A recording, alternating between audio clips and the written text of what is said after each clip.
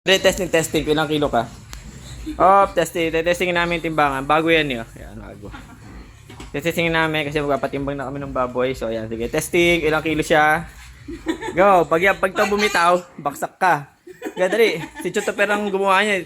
Kasalanan ng Chutoper yan pag naputol. Dahan-dahan lang. Huwag tawa ng tawa kasi gumagalaw eh. Okay. Dahan-dahan lang ha. Dali mo. Tingnan natin itong baboy nito kung gano'ng kabigat. Daddy, tinawa na. Go! Dahan-dahan lang ha. Hindi mo kaya.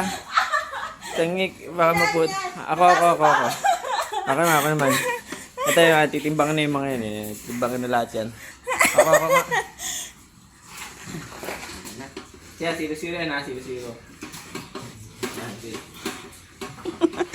Baka bagsak ka. Hindi ah. Yan ka. 60 kilo. Bagsak ka. Minus 20. Hindi pa. 0-0 yan eh. Pag may bumili dyan. Hindi ka pasok sa bracket. Hindi sila sa atin. May timbangan pa. So, ayan, titimbangin sila. Ito. Ayan, tira pa. Ayan, ubos oh. Umaga. Pagkain niya sa umaga.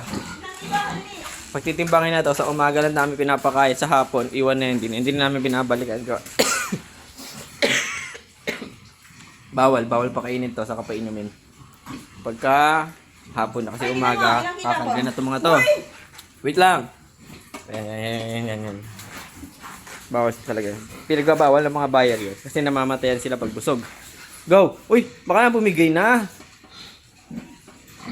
Nga. 60 ka lang, de?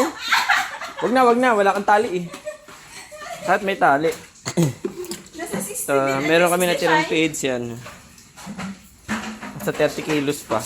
Dahil pa natira kasi sabi ng buyer eh, kukunin na daw Sabado eh. So, bibigyan na namin. Yan. So, yun. Uling pakain namin dito sa umaga sa kanila. Mga huling kain na nila. Huling ligo na rin nila yan. Nakaligo na yung huling ligo, huling kain. Yan. Kauwi na rin kami para magpahinga. Bukas na ang balik namin. Umaga.